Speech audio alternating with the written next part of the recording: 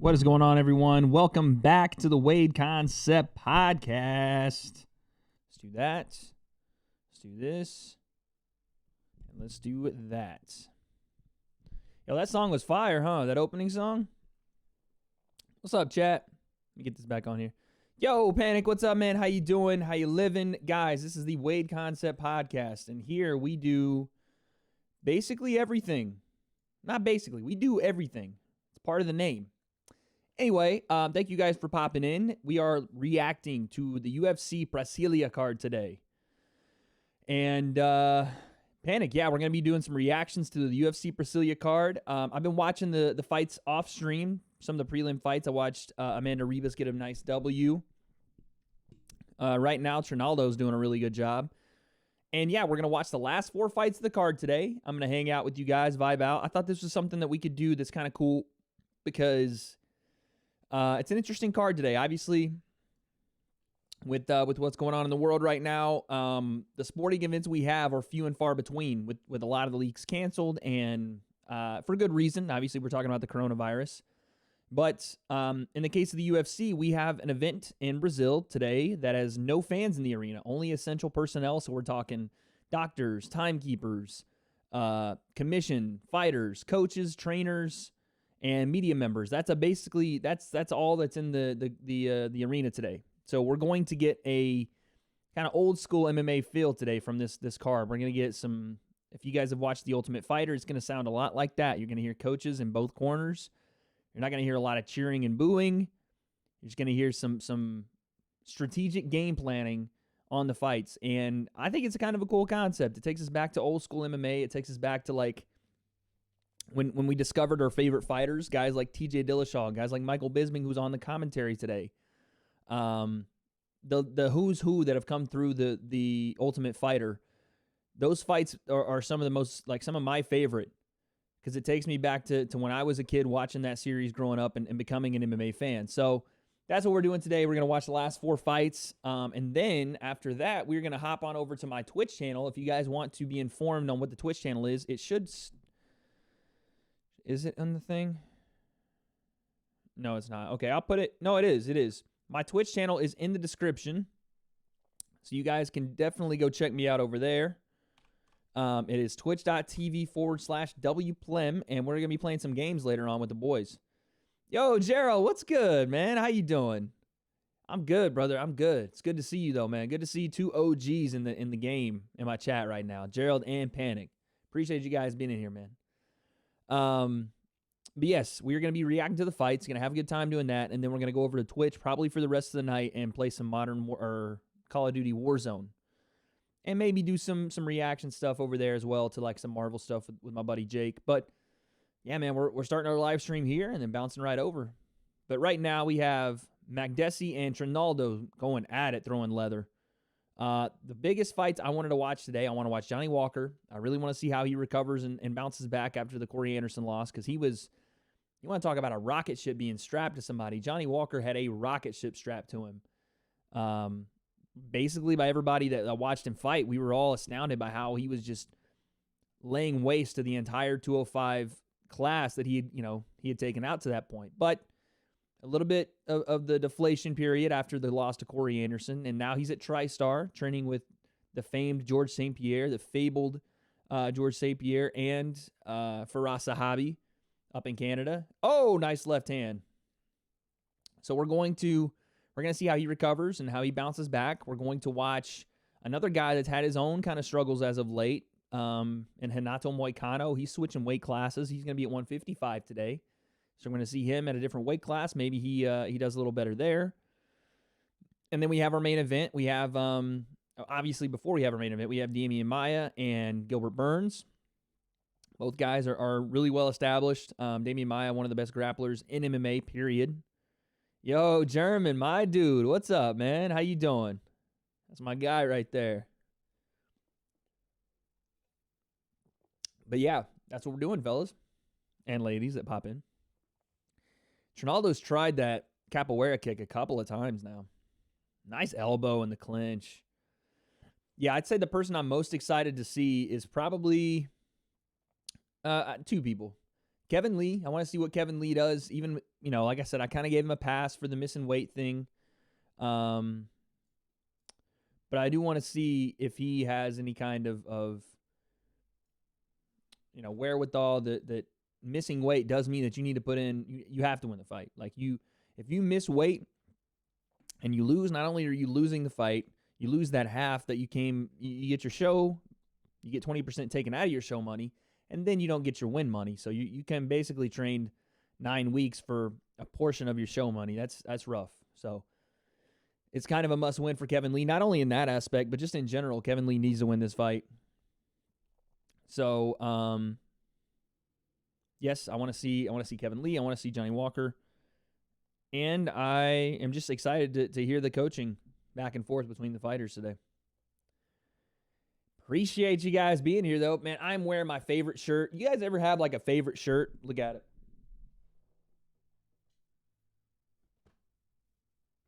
In and out. I don't know why, but this is my favorite shirt. I love this shirt. I wear it anytime I see it.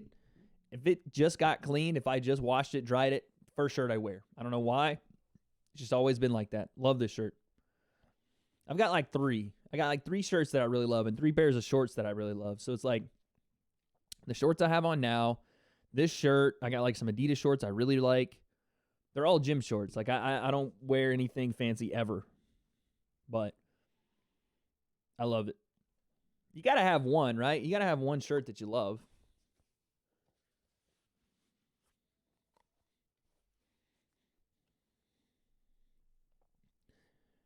Francisco Trinaldo with the big W.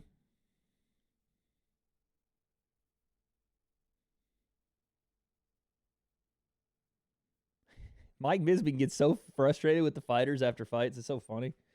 He's trying to interview them, and they're like doing their own thing. Like walking around the cage, and Mike Bisping's like trying to grab his shoulder.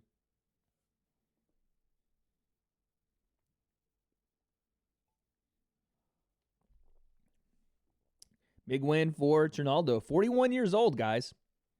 5th most wins in UFC lightweight history with 14.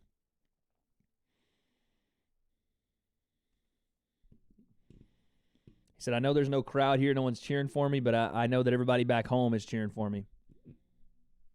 Why is my mic stand doing that? Weird. I was doing some weird stuff right there. Nice kick to the body. Another one. Went up high, kind of slapped there. Nice fight. Next is Johnny Walker, though, guys. I'm excited for that one. Who you guys most excited to see today, man? My hat's giving me some issues right now. Who you guys most excited to see?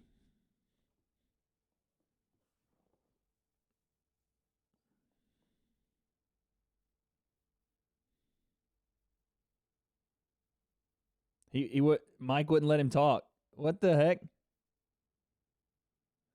What in the world? Yo, Mike on the post-fight interviews is a little that's weird. Okay, Johnny Walker, he's got blue hair.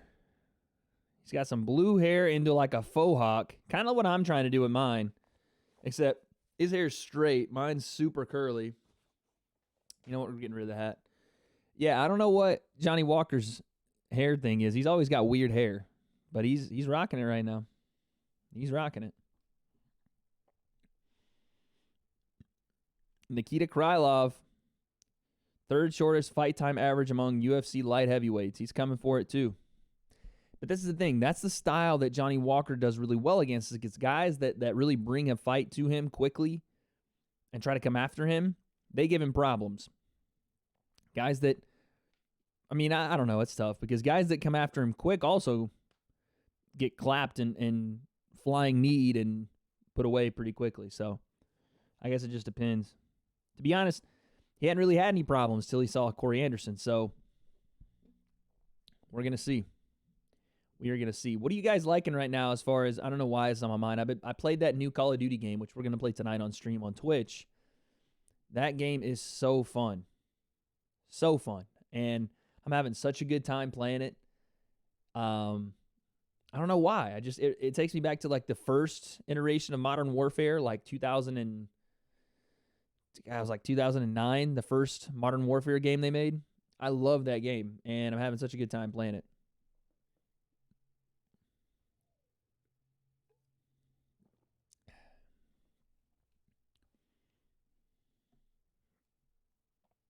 Brasilia.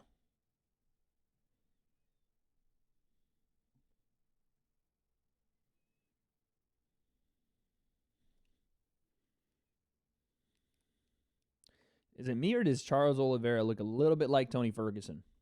A little bit. Little bit. Maybe not. I don't know. To me, it looks like that, but I don't know. Maybe it's the hairstyle.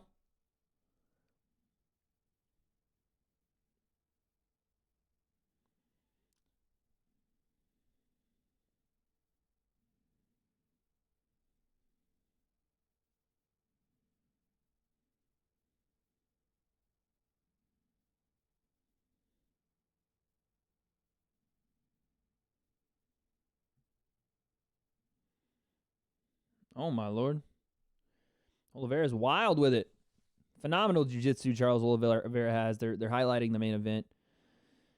Charles has great jiu-jitsu. Kevin Lee, great wrestling. I think Kevin Lee does really well, though, with guys that do have grappling backgrounds. He tends to find a way to overwhelm them. He's super powerful. And now, again, training with TriStar, I'm assuming that jab is going to come out quick, fast, and in a hurry. That's a staple of a George St. Pierre TriStar camp is leading with that jab.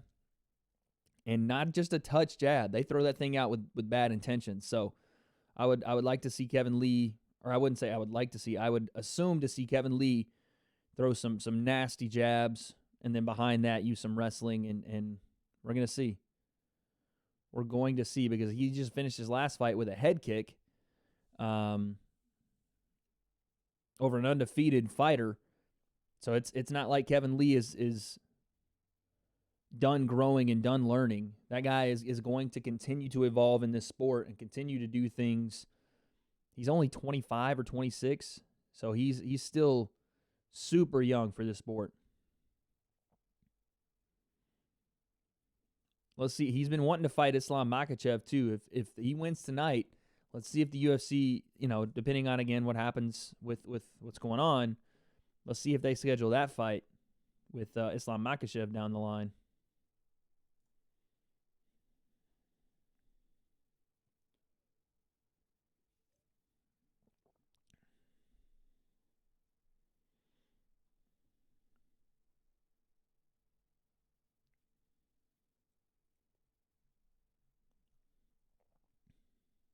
A lot of people are picking Johnny in this fight on Twitter. That's what I'm looking at right now, chat. A lot of people picking him.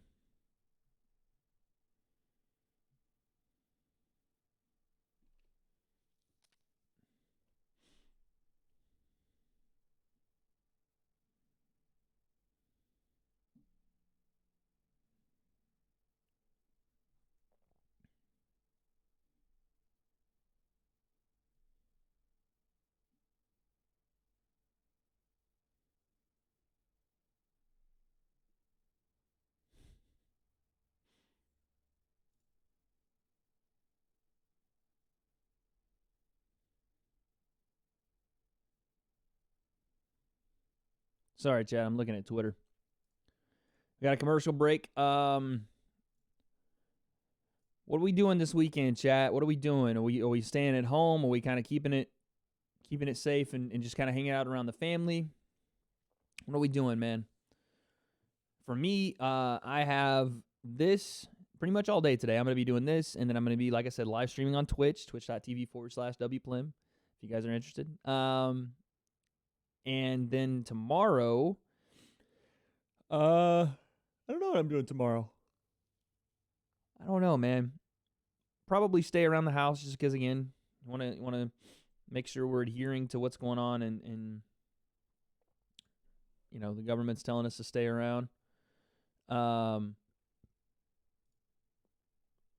other than that, I know Monday I've got a new job I'm starting. I know it feels like every time I come on stream I have a new job.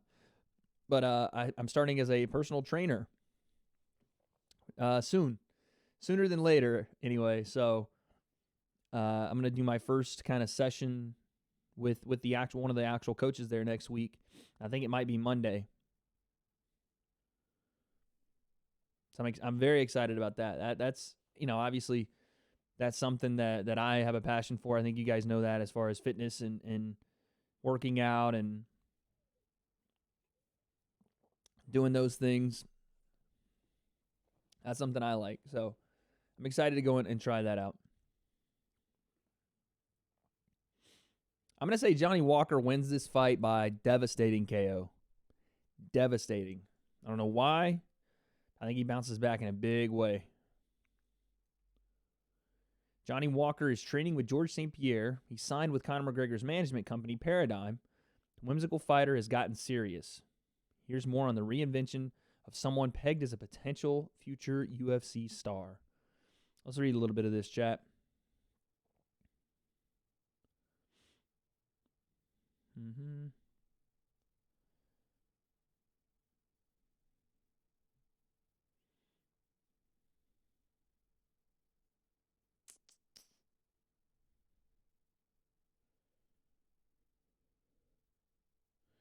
All right.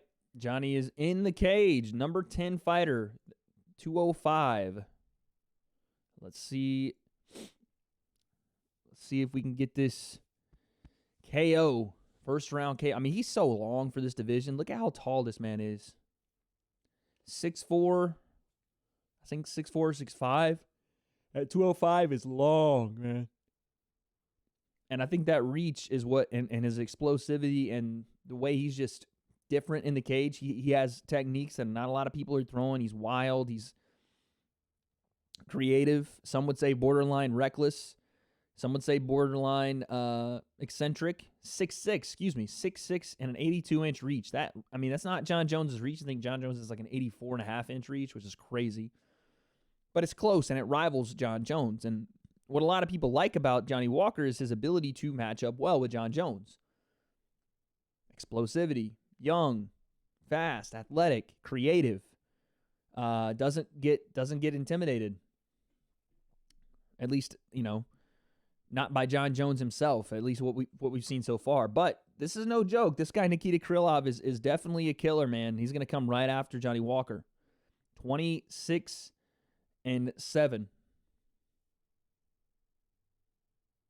God, the announcement rings through the arena, and because there's no fans to dampen the echo, it echoes like when he announces him. Johnny Walker, a minus 145 favorite here, guys.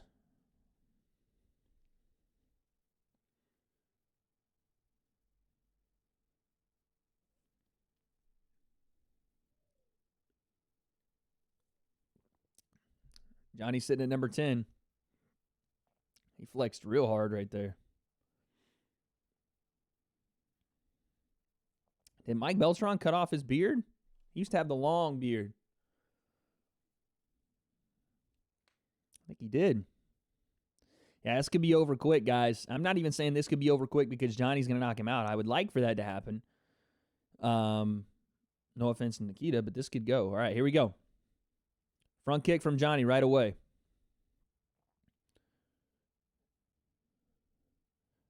Oh, he tried. He tried a flying knee, but he got caught. Krylov looking to take down Johnny.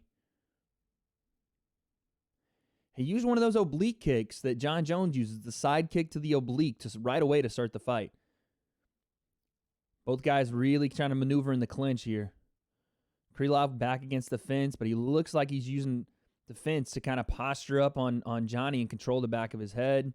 Johnny has an underhook, and they release. They're just kind of throwing at this point. Now Krylov again trying to take down Johnny Walker.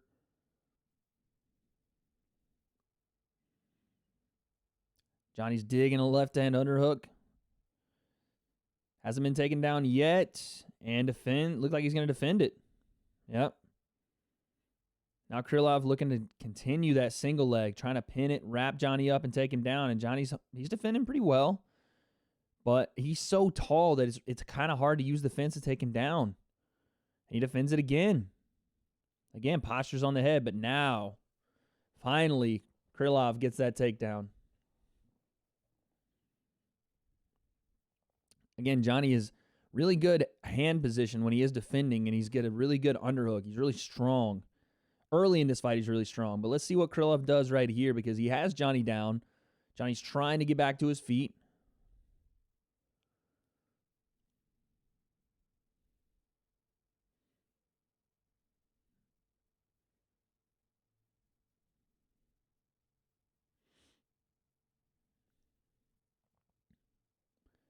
Not many position moving, or no position really moving right now, guys. Krylov's just kind of holding on to it looks almost like what Khabib does to people without the technical aspect of it, because Johnny is kind of pinned on the cage here. His knee's kind of pinned there.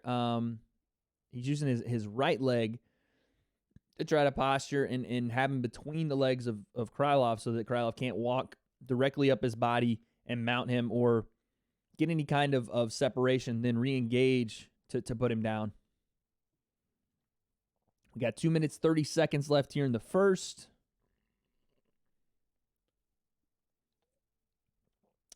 Now Krylov gets a hold of both legs. Now he's going to try to pin him, Khabib style. But then Johnny gets another one free again. Krylov trying to dig his hand into the inner thigh of Johnny just to kind of control anything that he can. But Johnny's, he's not taking any damage really at all. So he's doing a good job there. He hasn't been fully put on his back at the moment. Both guys just kind of trading short punches. Why so serious, Wade? I don't know, man. I'm just kind of vibing right now. I'm just kind of watching and taking a look. I'm very interested in this fight, and this is kind of how I watch fights when I'm not on stream. I don't talk too much. I kind of just engage and kind of analyze. But Johnny gets back to his feet, though. Oh, big right hand, Johnny Walker. Johnny swings so wild, man. Jab, both guys jab. Johnny just looks like super, I don't want to say loose, but he always looks, oh, right hand landed. Oh, left hand landed from Johnny. Krylov hit him with a nasty right hand and wobbled Johnny. He just almost looks too reckless. And now here's a takedown from Krylov. So Krylov lands a big right straight, right cross, and wobbles Johnny. Johnny hits him with a spinning back fist as he's kind of stumbling around a little bit, and Krylov secures a takedown. Johnny just looks like, sometimes when you're very athletic, sometimes when you have an ability to be explosive and quick, you can make up for the fact that technically you're not as sharp or you're not as tight technically. There's a difference between, in my opinion, between being loose and being reckless and sloppy. And Johnny, he borders that line, in my opinion, he teeters on it, because there's some shots he throws that are just not very technical. Just kind of throws him out there with a lot of power and a lot of speed, and it leaves him in a bad position to be countered, to be taken down. And then sometimes he's just there to be hit, so that was what was that? That was that's kind of what happened in that first round right there. And that's the end of the round. That's the end of the first. Yeah, I just think for Johnny, he looks too, I don't want to say too comfortable, but he just looks very relaxed and almost to the point of just sloppy, and he gets caught for it in that first round. Big right straight from Krylov. I think a lot of people, especially like when you look at a guy like Johnny Walker, I think a lot of people gave him, I don't know, when he fought, it looked like he was so athletic and so explosive that you really couldn't get anything off on him because he was too long, or if he was in range, he was way too close, way too quickly. Like, he was so hard to gauge between him being out of range and him being in range. Now people are understanding that the creativity isn't necessarily just him doing things on a whim, as much as he has a base set of skills and moves that he likes to do, and he's going to use those same things over and over. We saw him start this fight, the same way we saw him fight, I can't remember the cat's name, Alexei Oleinik. He fought Alexei Oleinik the same way in that first kind of exchange. And Krylov was ready for it.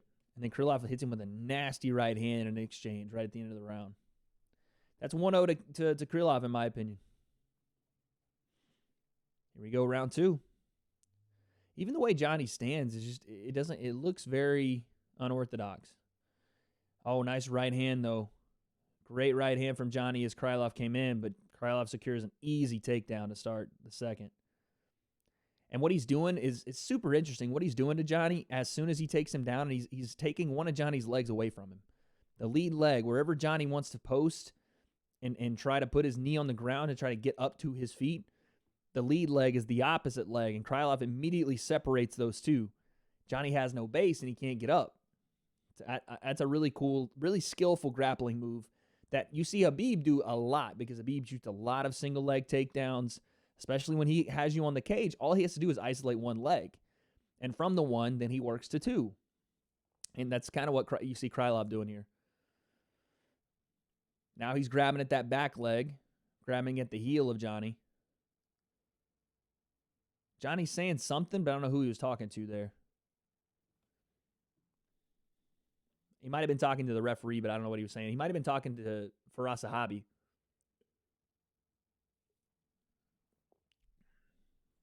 Now Krylov in half guard. He's just climbing this tree right now. Johnny is it doesn't look like Johnny's as well versed in this area. His grappling doesn't look to be as refined, and really his striking in this fight doesn't look to be refined as well. He just kind of looks like he's there, and he's throwing shots, but they're kind of just no respect for Krylov coming forward. And he's getting not only taken down and beat up, but he's also getting, beaten the striking, in my opinion. Krylov just sitting in half guard, throwing down shots to the body right now, covering the mouth of Johnny, throwing short elbows, doing all the stuff to make this fight dirty and grimy. And when I say dirty, I don't mean like he's a dirty fighter. I mean dirty like this is not aesthetically like, wow, huge knockout. It's just those little things that are just adding up on the scorecard. Big elbow. And then he repositions. Johnny might be looking triangle here. Super high. He's getting stacked by Krylov, which is what you should be doing. And he scoots out the back. Johnny might try to throw up another one here. Maybe looking armbar. And Krylov goes straight into side control with a hold on the leg. And he lets it go.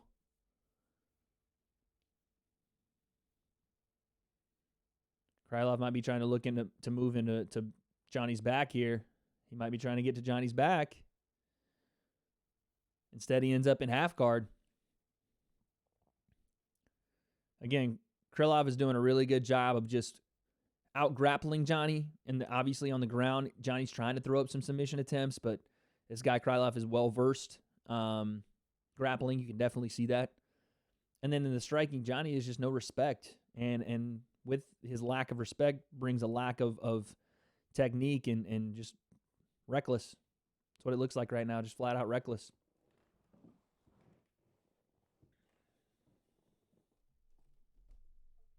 Is my camera way higher than it usually is? It looks higher, Chad. I don't know why. It looks higher.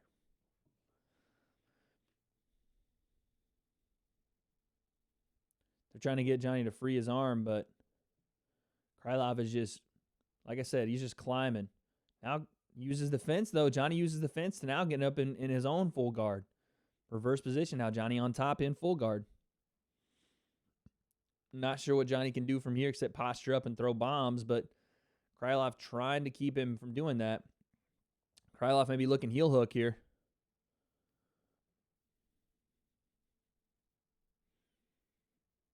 Both guys are striking each other from super weird angles. Krylov's literally on his belly, throwing strikes like this up at him. Yo, Jurkic, what's up, man? How you doing? Back at it, baby. We are back at it. Krylov looking leg lock. Johnny gets out, takes Krylov's back.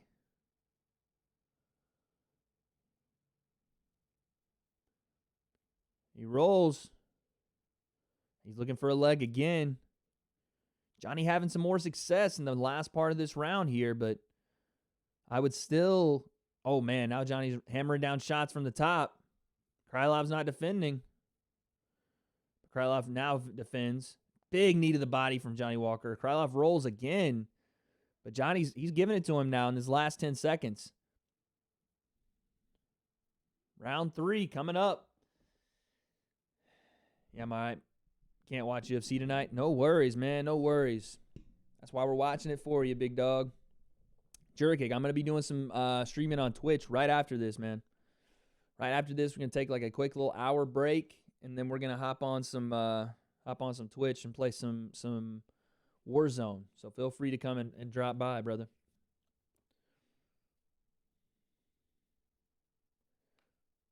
Yeah, that's a funny stat.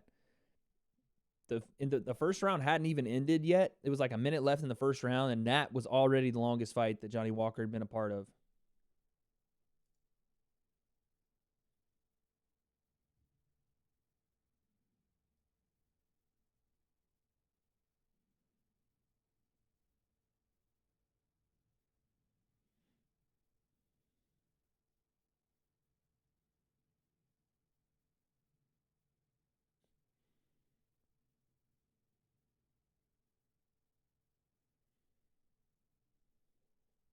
All right, here we go, guys. We are back for round 3. I mean, this is tough to call, man. Krylov definitely got the first. He dominated most of the second until Johnny Walker flipped position and got on top for that last minute or so. So it's tough. I would say this is 2-0 Krylov, but I don't know that. I think in Brazil, Johnny Walker, if he has a really good third round here, you could see this being a 2-1 round to Johnny Walker. And I say in Brazil because, let's be honest, the Brazilian Commission is they're big fans of what we would call the home cooking. So Krylov gets a takedown, but immediately Johnny flips him over. So now Johnny looks like he's sitting in half guard, kind of a high half guard, and has Krylov kind of... I thought he was working for submission maybe, but not quite. Krylov does a good job using the shrimp.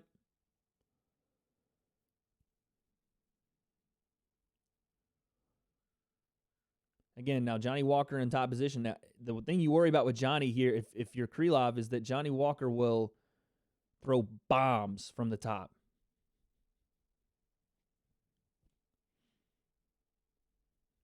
Oh, Johnny in full mount.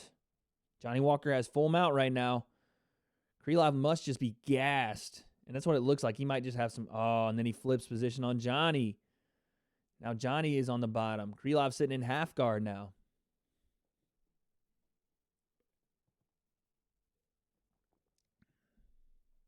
Krylov might be working for an arm triangle. Nope. Let it go. Let it go. Oh, nice right hand to the body, right hand to the head from Krylov.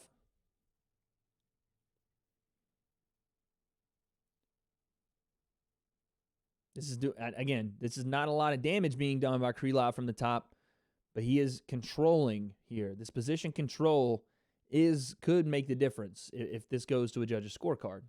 And as tight as this round is, you look back at rounds 1 and 2, I thought Krylov got them both, but you never know, like I said, with the commission that we're dealing with here.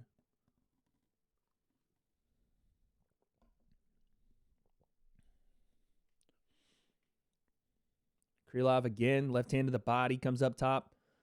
Left hook. Nice elbow from the bottom right there from Johnny. Those are straight on the top of Krylov's head. Walker could definitely grab a leg right now. He doesn't try to. My predictions were Johnny Walker, which is probably going to be wrong. I had Johnny Walker. I had Renato Moicano. I had Gilbert Burns. And then I had Kevin Lee. Yeah, you said that. You said it right. Yeah, I had Johnny, Gilbert Burns, Renato Moicano, Kevin Lee. Those are my predictions. But it looks like Krylov is going to take this win. And again, unless something happens here in this last minute and a half, which it definitely could, Johnny just got to find a way to get out of this position. He's trying to hip escape, explode. But Krilov's just doing a good job of controlling him here on the ground.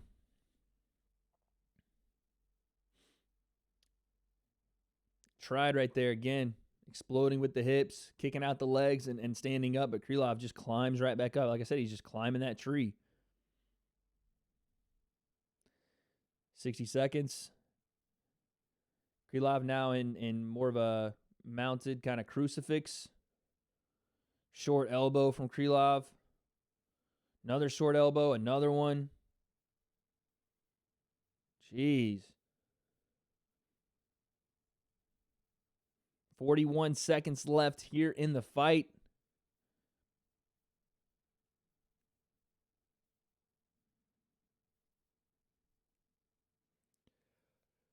Excuse me, guys. This looks like it's going to go to Krylov by decision. I mean, he hasn't done anything super special, but he hasn't had to. All he had to do was take Johnny down 3-4 times, and he did that. And he pretty much held him there the entire portion of those takedowns. Like I said, it wasn't anything super over-the-top special. He wasn't coming out throwing flying knees, and we're going to get the horn right here. There's the horn, and that's the end of the fight. That's going to be a win for Krylov. Big-time win. Big-time win for Krylov right there. I think I'm saying his name wrong. It's Krylov.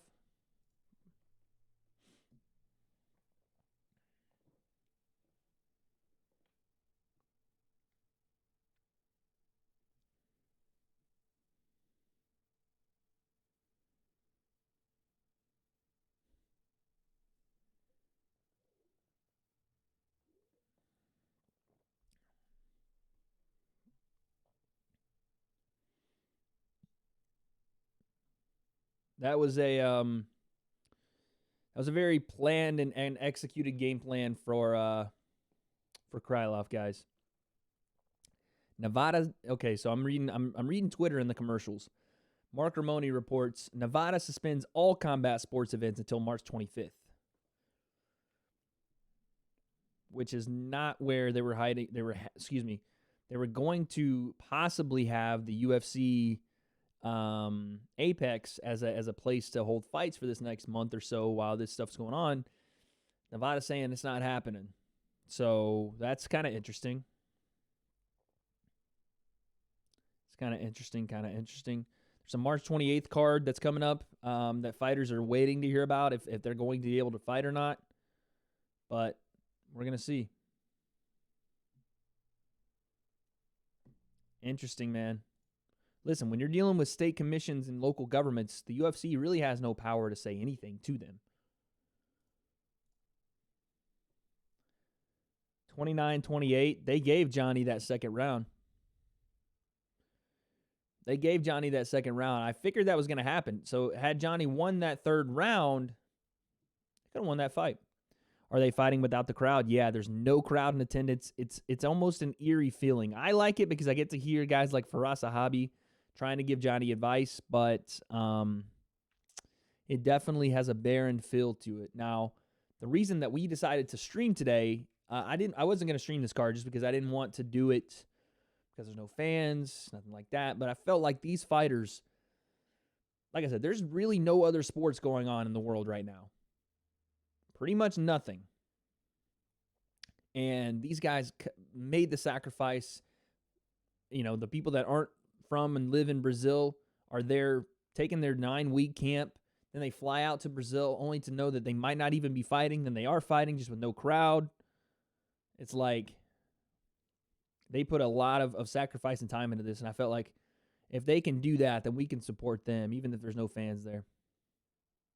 Yeah, it's a little odd for sure.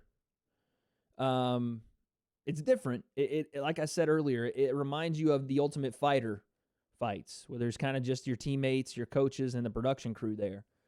That's what it feels like. They're showing the promo for the Khabib and Tony fight, which we know is still up in the air at this point. The UFC says it's happening. I don't know. We're gonna see. We are going to see. I mean, that fight is one of the best fights of all time. It's a damn shame that it's happening the way it's happening right now. As far as, this could be the 5th time we make, Yeah, you can hear all the punches, all the kicks, even all the just the grunts behind the punches you can hear. If Tony and Khabib can't be made for April, I would hope that the UFC would not just go and cancel it, but they would postpone it, hopefully. But say they don't. Say they go and cancel this fight for the 5th time. Do they go back and ever make this fight again? It's the right thing to do, but would they ever do it for a 6th time? I don't know. They're proceeding as if this fight's going to happen. No issues at all. But, I mean, in New York, which is a hotbed for the coronavirus right now, I don't know the game plan there. Because are you going to have this fight with no people in the arena? Are you going to do it in a massive stadium like Madison Square Garden or in Brooklyn or I don't know. This is the best fight this is the best fight the UFC could put on right now, though. Tony and Khabib. I mean, not even just right now. Almost like maybe ever. This is one of the best fights ever. And Tony's just different, man. People are talking about Khabib and Conor again, and I understand that. But you cannot believe, like if you're telling yourself that Khabib is just going to walk through Tony Ferguson, you just need to watch more fights, man. You really just need to watch the sport more because it's not how it works. Tony Ferguson is a monster. He's the boogeyman at 155. He makes guys that don't get beat like the way they get beat by Tony Ferguson. Like he cuts people up and they flat out just run into a car crash is what it looks like.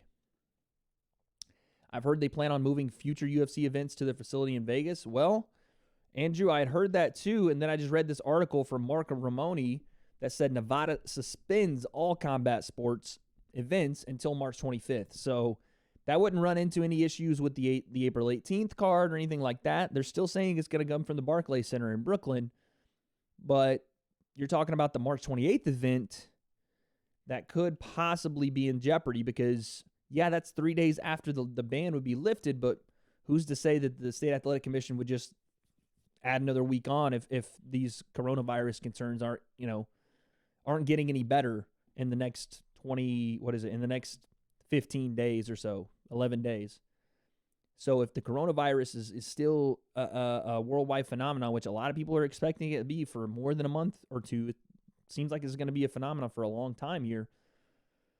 I don't know how they'll continue to have events with all these states declaring their states, like state governments declaring no mass gatherings over 100 people, over 200 people. I don't know how the UFC is going to find a way to have events unless, again, they do it like this event right here. And I think this is kind of a practice run for them to see how this goes, to see what the ratings pull for this as to how they then move forward with events. If this does okay, they might continue to do this with no fans in the arena. But I know Dana, I highly doubt that Dana would accept doing Khabib and Tony in an arena with no people unless it was the absolute last thing that he had on the docket. And that might be the case now. That might be exactly the case now. We'll see. Is anyone else feeling like this virus is creating unnecessary fear and panic? Yeah, I mean, listen, so this is my take on it. From the jump on this podcast, I've always said when we found out that this was real, one, and that it was, it needed to be taken serious. My thing has always been be alert, not panicked, right? Be alert, be informed, but not in a panic about anything that's going on with the coronavirus. Like the last thing you want to do and the real problems start in any kind of pandemic, the real issues start is when everyone starts to panic. You know what I mean? Like that's when things get crazy, when society kind of breaks down as a whole, is when everybody decides there's no order. I have to look after myself, and by that means I need to go and either buy, loot, destroy, whatever to get what I need, or I need to cause other people, some sort of discomfort or some sort of uncomfortability because of my own selfish needs. And that's when when one or two people are doing it, whatever. When the entire world is doing it, that's when things kind of fall out of hand. I think that this thing is serious. I do. I just think it needs to be given the gravity of weight that it deserves, which is you listen to the proper authorities. In my stream right now, I have linked the World Health Organization website and the CDC's website. Those are the people that need to be listened to, not me, not your favorite celebrity, not any of the people that you watch that are athletes, unless they are echoing that sentiment. If they have these things where they think that they know more than the experts do, those aren't the people you listen to. But at the end of the day, this thing is serious for sure. You do what the proper authorities and the proper experts are telling you to do, then we will all be fine.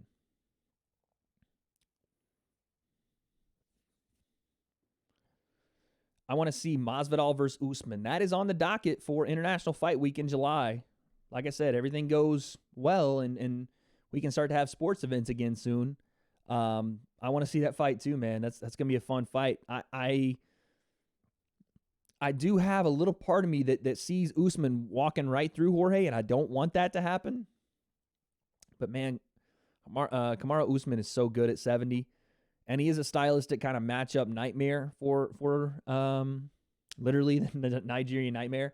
He's a little bit of a nightmare matchup for Jorge Masvidal because not only does he have a great wrestling background, but he's not going to stand and trade with you. He will stand and fight you, but he'll do it on his terms. You know what I mean? Like, he was very patient in the Colby Covington fight. Granted that Colby Covington doesn't have the striking ability that Jorge Masvidal has, but he does possess a pace and a forward-moving striking motion that, they're doing a Joe Coy commercial.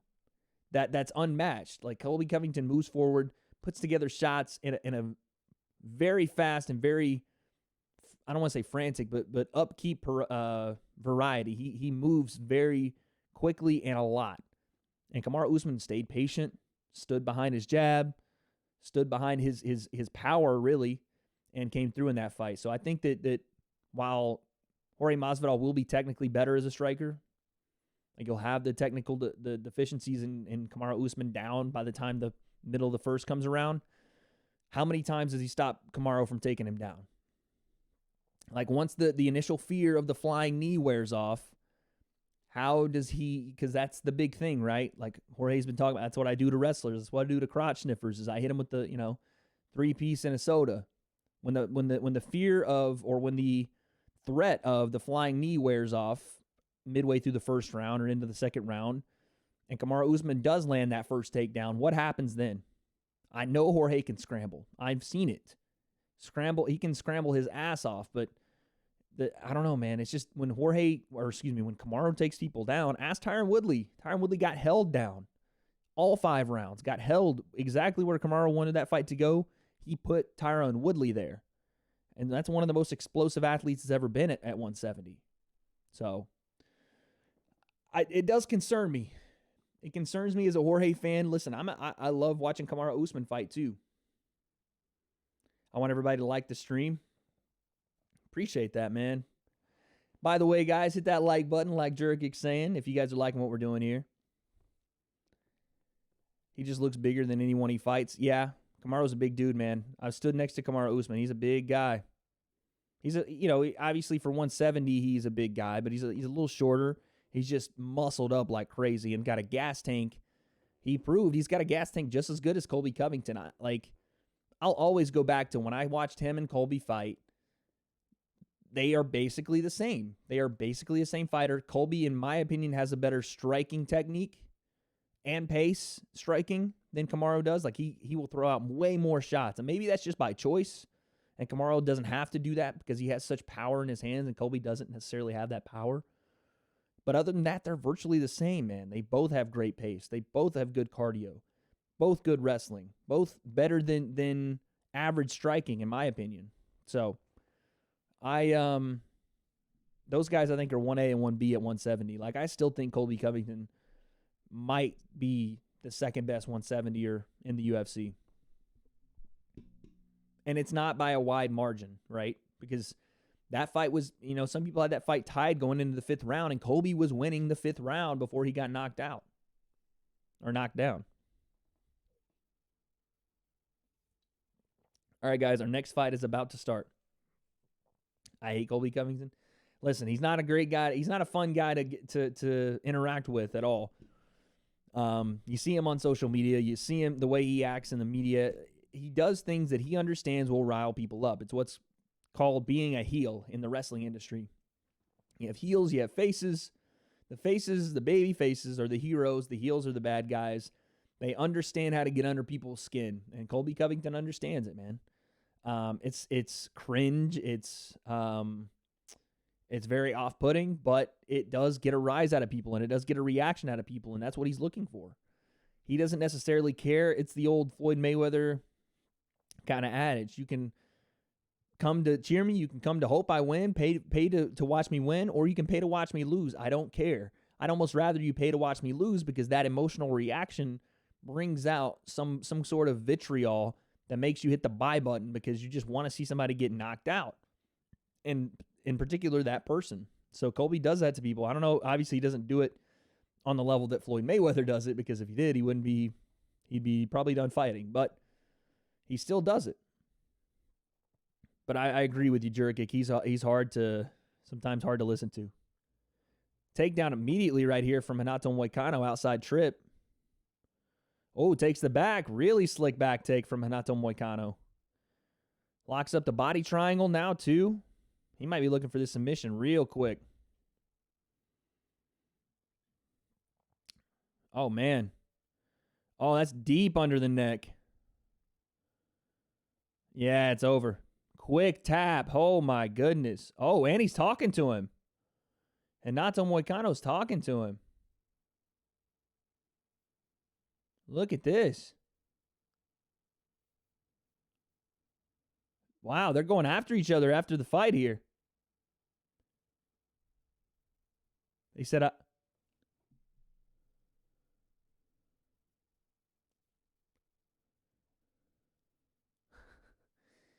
Renato Moicano saying 10 seconds rematch. You're kidding me. 10 seconds and a rematch?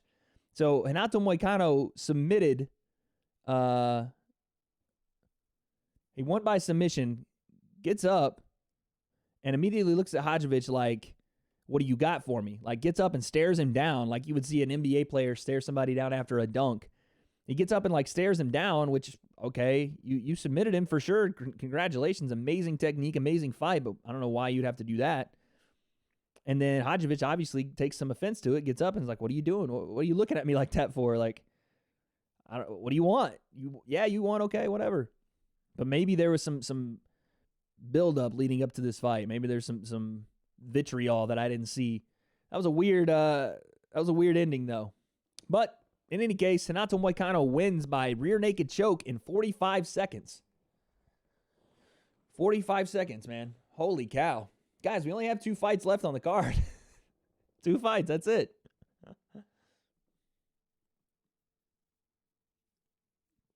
That's it. 2 fights. We have Gilbert Burns, Damian Maia, and then we have Kevin Lee and Charles Oliveira. Yeah, that's it. Two more fights and the card's over. We only streamed the main card today. There was a lot of fights today, but we only decided we were going to stream the main card. That was a quick fight.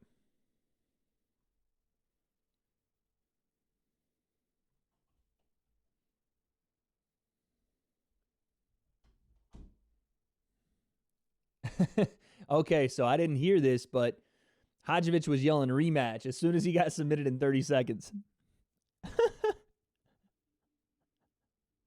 Oh, my God. That's funny.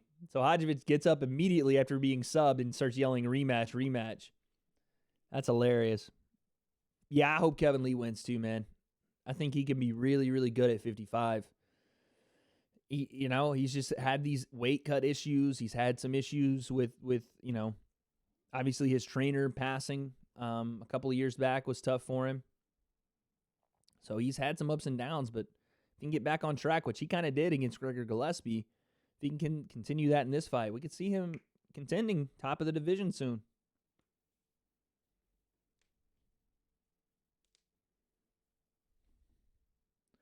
Moicano's, is that his first win at 55?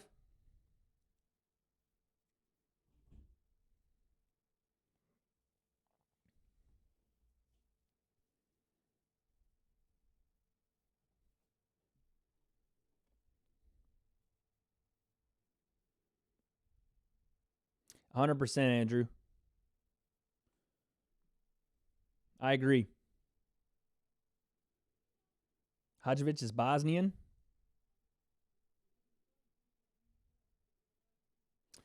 So Renato Moicano says, listen, man, I'm a little frustrated because I'm fighting in my hometown and no one's here. He's like, no one's here. My family's not here. Yeah, they're watching on TV, but every time I fight, I want them there. I want my people with me, and that's who I fight for. So I understand that, man. If that's why he's frustrated.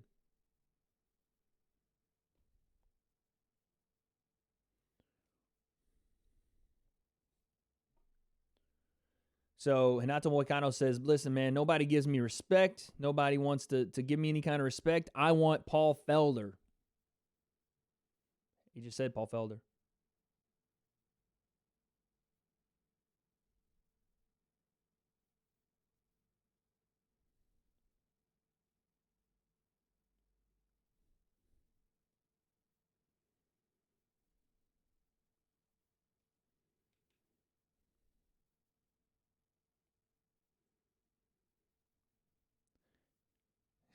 Mike Bisping said, make some noise. There's no one there. I get it. I understand, Mike. Like, it's tough to like do these interviews when there's no one in the arena. Mike's like, well, listen, I'm not a matchmaker, but I love that fight. All right, make some noise. And there's no one there to make any noise. That's funny, man. So yeah, Renato Moicano calls out Paul Felder. I'd like that fight. I think Paul Felder beats him. But I don't think Paul Felder's going to come back for that fight. I know he's still like, he's taking time off.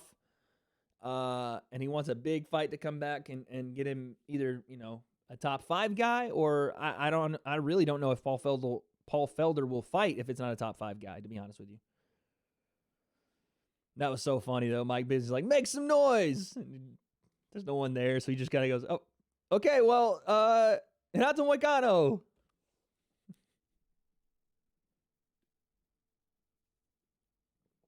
That was funny, man. Oh, yikes. They're showing the promo for Tyron Woodley and Leon Edwards, which is a fight that's really not got a lot of attention, in my opinion. Like, two guys that are, again, right up there. 170 and at the top 5 level is him, Leon Edwards, Colby Covington, Kamaru Usman, Jorge Masvidal. Those are some killers, man. Holy cow.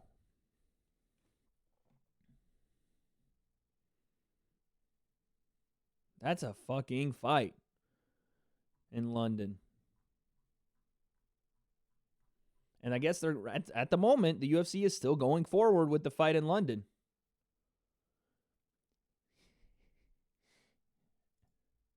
So Hadjovic, okay, so Renato Moicano comes over to Hadjovic. This is still baffling to me. I'm going to see what he says here.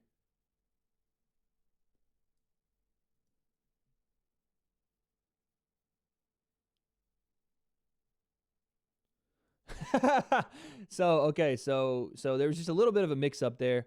Hadjovic was like, why are you standing over me? Like, you know, whatever. And Renato says, I'm sorry, I wanted to fight more. And Hadjovic says, well, you shouldn't have submitted me then. That's funny. That's funny, man. Yeah, Tyron Woodley, I'm a big fan, Jurkic. I like this guy a lot. I've said, listen, you guys, it's documented on stream on one of my podcasts for like my preview of 2020. I said that Tyron Woodley would win the belt back in 2020. That's my prediction. Yo, Jurkic, it was so funny. The UFC's got it on Twitter. It's hilarious. That's my prediction, is that Tyron Woodley comes out of 2020 the welterweight champion, and I could see it, man. I could definitely see it happening. He had a bad night against Kamaru Usman. Obviously, it's not taking anything away from Kamaru Usman. Kamaru Usman probably gave him the bad night. But Tyron Woodley, when he's on, man, it's hard to fucking beat that guy. That's another thing. I think we're all forgetting about Woodley sitting back and taking notes on these big fights. Yeah. Listen, Tyron Woodley is a nightmare matchup for anybody. one of the most explosive fighters, like I said, I've ever seen in my life. Quick, power, fast, ability to strike, as well as his wrestling ability. Now, his takedown defense was called into question in the Kamaru-Usman fight, but how many other guys are going to do that to him? How many fighters are going to do that to him? And it doesn't really matter who else, unless if Kamaru can continue to do that to him if they fight again. But I don't know. I think Tyron Woodley had one of those nights where he just couldn't put it together. And he said that. He was like, look, we all have the night where we go into the cage and we don't want to be there and it's just not working. And the mind is saying one thing and the body's not doing it. So I don't know, man. I definitely want to see that fight again. I just don't know if it goes another way. Maybe Kamaru-Usman is the reason all that stuff happened. I mean, it isn't just one guy in there, and if he's having a bad night, he's having a bad night. Sometimes the other guy is the reason that you're having the bad night, you know? So, I don't know, man.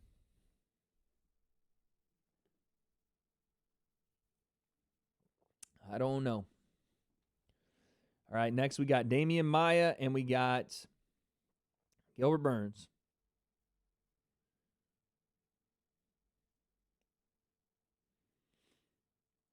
Gilbert Burns is nasty with it. Brazilian Jiu-Jitsu black belt. Yo, Devil, what's poppin'? What's poppin', brother? Not much, man. We're just we're watching the last couple fights here for the UFC Brasilia card. Actually, we're on commercial break, and I'm going to holler at you guys. Give me 1 second. Y'all chat amongst yourselves, all right? The teacher's leaving class. You guys chat. I'm just playing. I'll be back.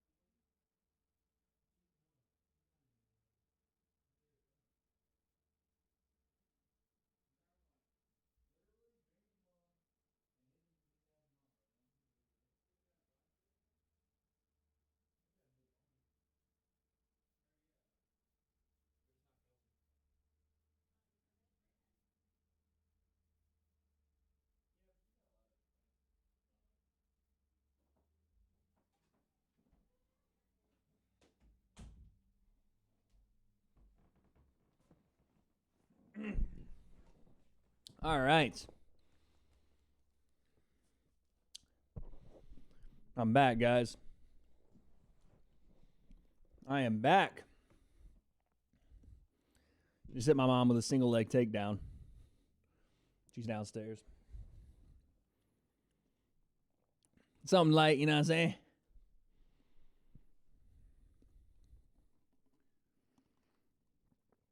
Having a little family dinner a little bit.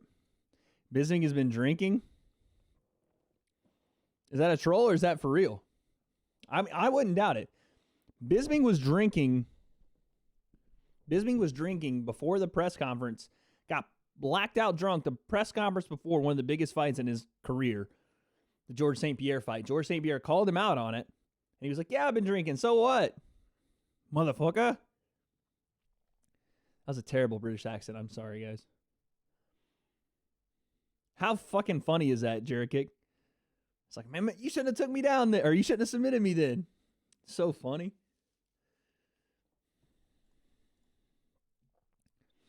So funny. Ariel Wani commented, said, he has a point.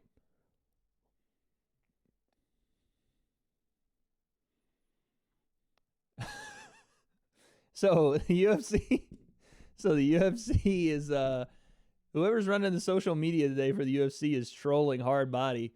They said they commented on the same thing I said about Bisping, saying make some noise. They just put ...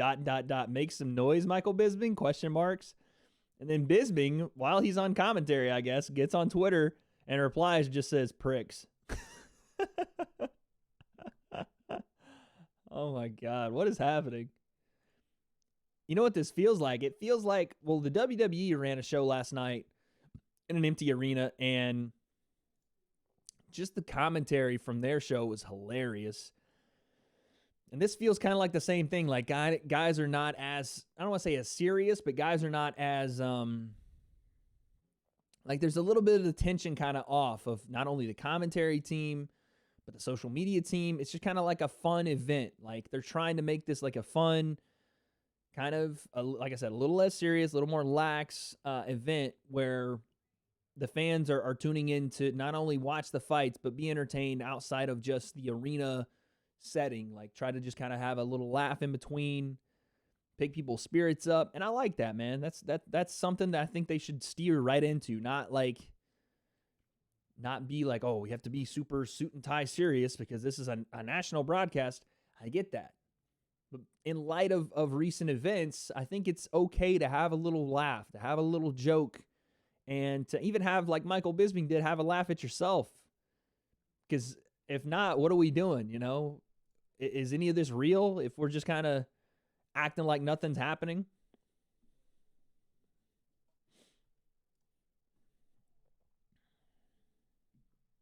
It was funny, though.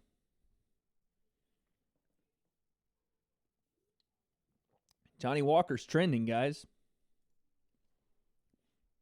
Johnny Walker. By the way, I love Twitter, guys. I'm always on Twitter. If you guys ever see me offline or you want to ask me something offline, Twitter and Instagram are the ways to do it. I'm mostly on Twitter, but I'll check my Instagram pretty much a couple times a day.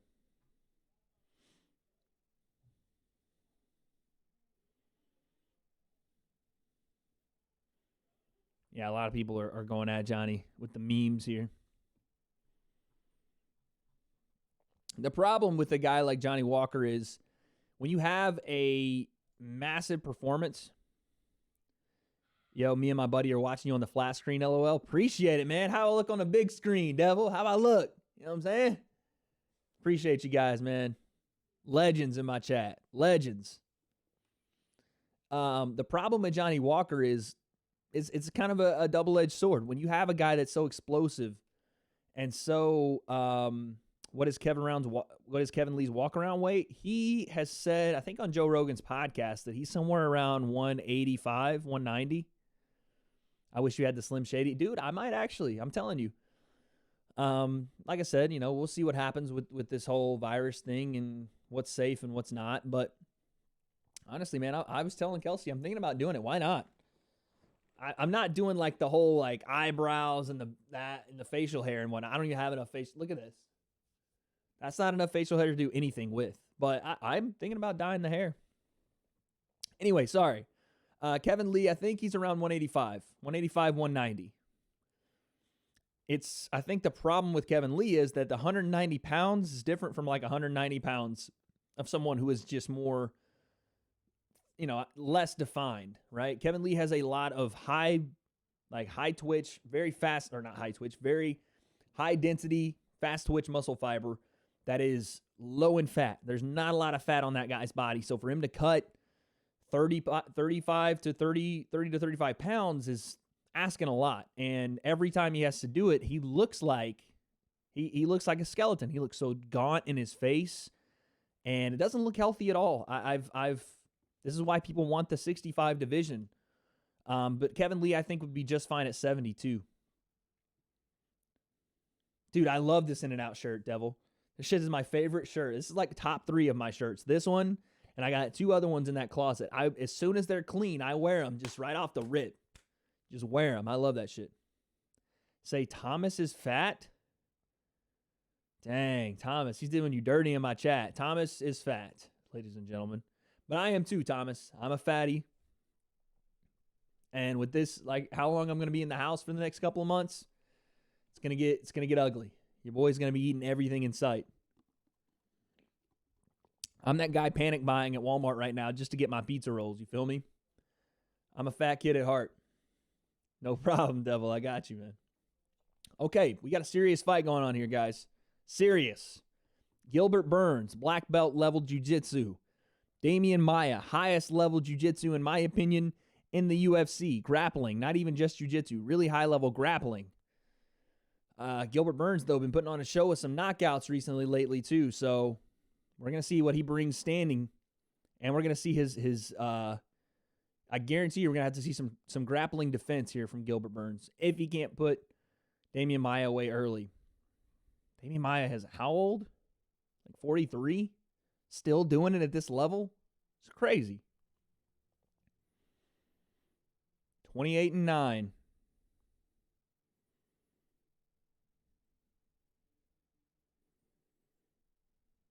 Number 5. Damian Maia is still number 5.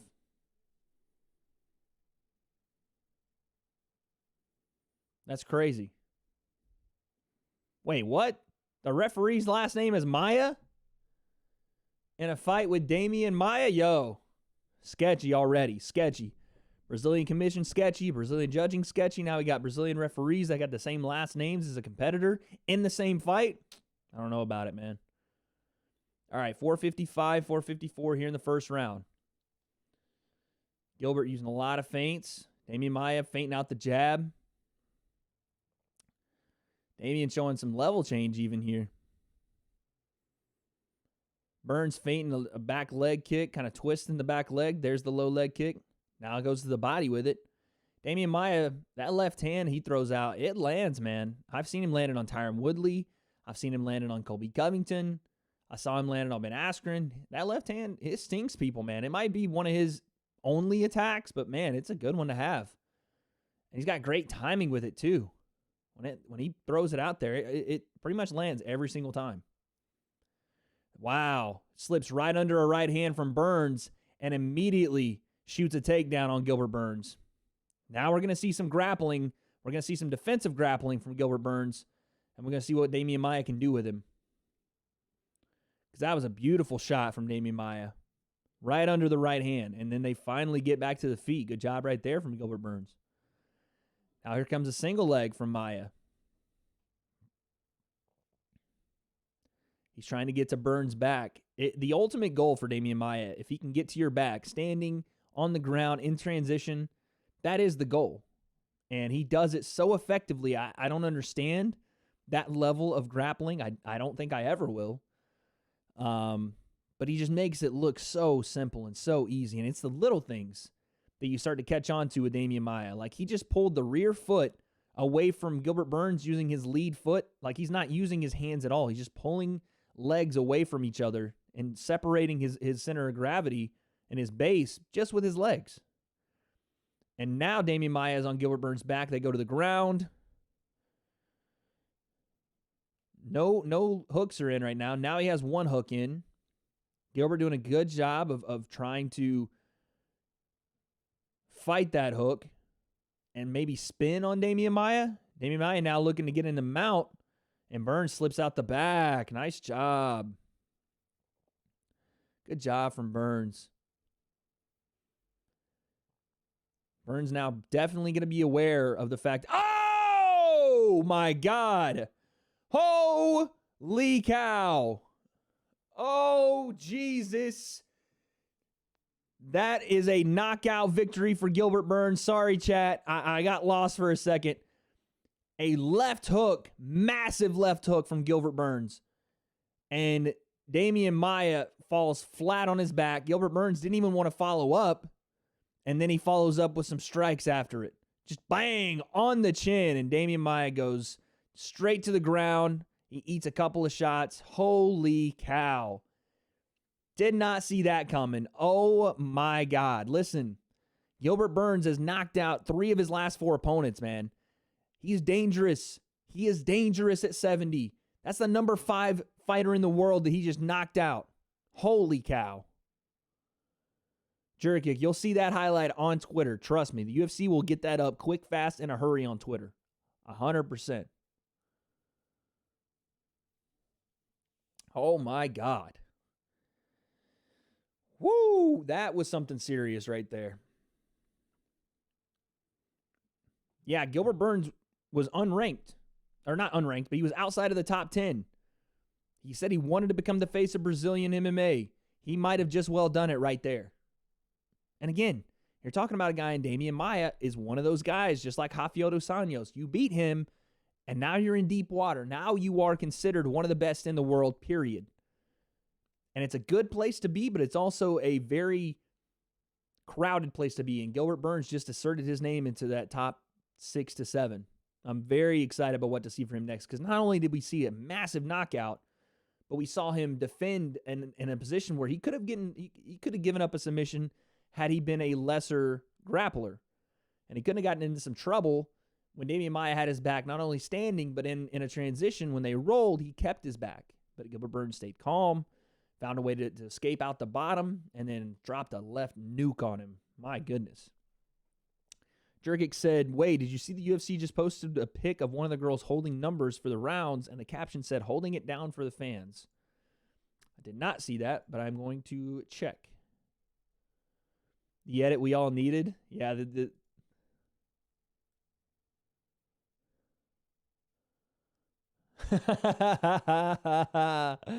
That's great.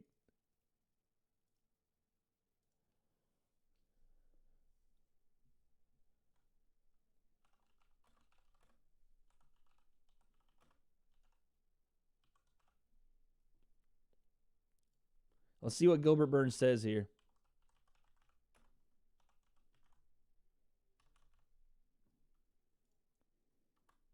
Let's see what he says.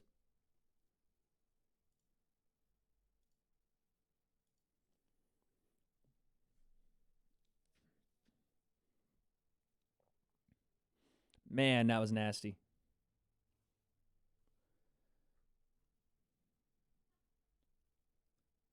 Oh my, yeah.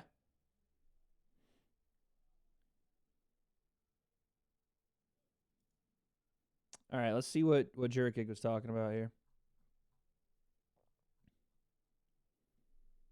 I don't see it. I don't see that post on Twitter. You can shoot it to me on my Twitter if you want, though, Jurkic. God dang, that was crazy. Just got home to a TKO from Burns. Kyle, holy shit. Did you see that? Good Lord. I don't even know if I want to say it was a flash knockdown, because Damian was clearly hurt. I mean, that was on the button. You want to talk about on the button? Boom. Left hook right over the straight jab from Maia. Followed up with the strikes on the ground. Maia was not there, though. It's on IG. Okay, I'll take a look at it in a little bit. Good Lord, man. Oh, I like that. Yeah.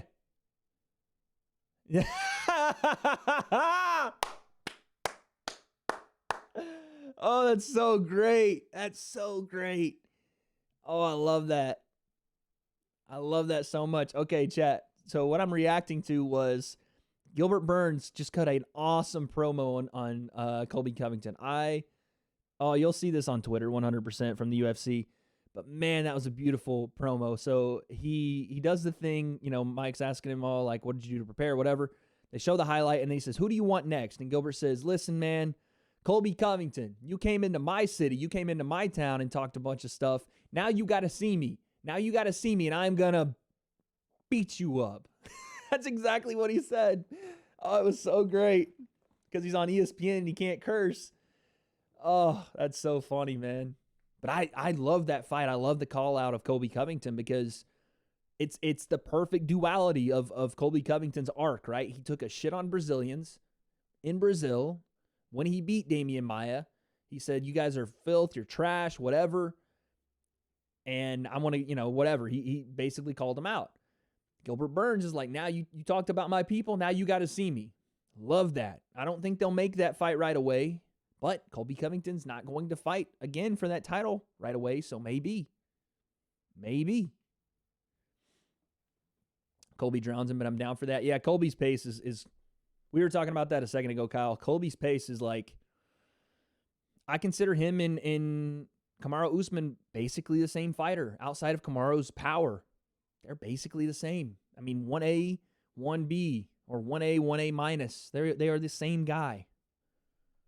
But I love that promo, though. It's just so funny to me. Creative, in his second language, and sometimes you say less, but it means more, right? He did far more with the little amount that he said right there than a lot of people do on the mic. That was fun. That was fun to see. Just like that, guys. We're on our main event.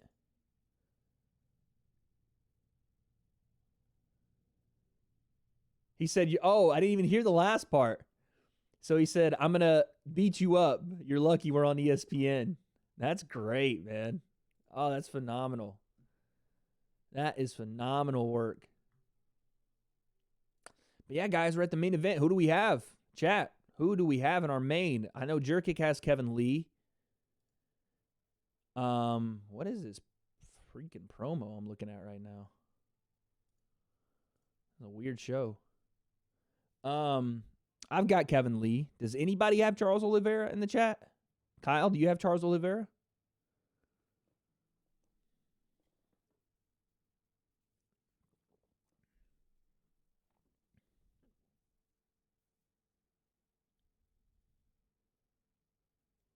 Brasilia.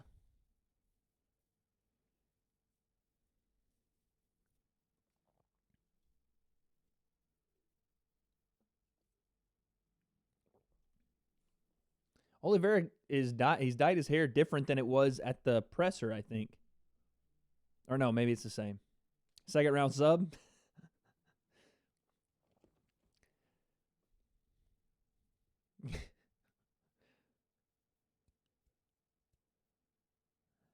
Sorry, guys. Anytime I get on Twitter and the memes, MMA memes are the best. They're the best ever. Like, I would say Tennessee football fans, MMA fans, and WWE fans have some of the best memes on Twitter by far. Wow, look at this stat. That's Damian Maia's first KO loss since Nate Marquardt at UFC 102 over 10 years ago. That's a hell of a stat. And Damian Maia hasn't been inactive. He's fought some guys. You're talking about guys like Tyron Woodley, Kamaru Usman. He's fought some guys that have knockout power, but 10 years ago, the last time my man got dropped and knocked out. Tyron Woodley dropped him.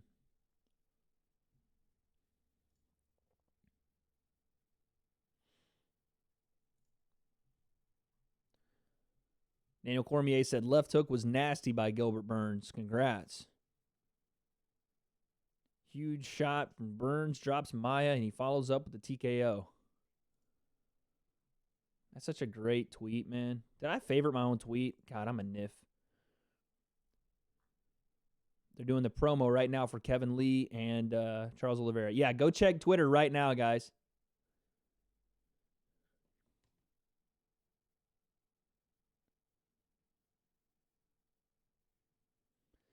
You guys got to go check out UFC's Twitter right now. So funny.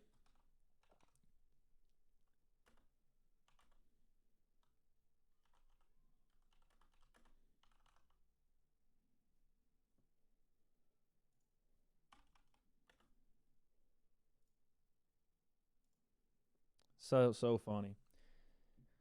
All right, let's see what Kevin Lee has, man. Let's see if this TriStar jump has really made that difference for him. Wade, can I get a mod? If not, that's okay. Jerkic, I got you, big dog. You know what?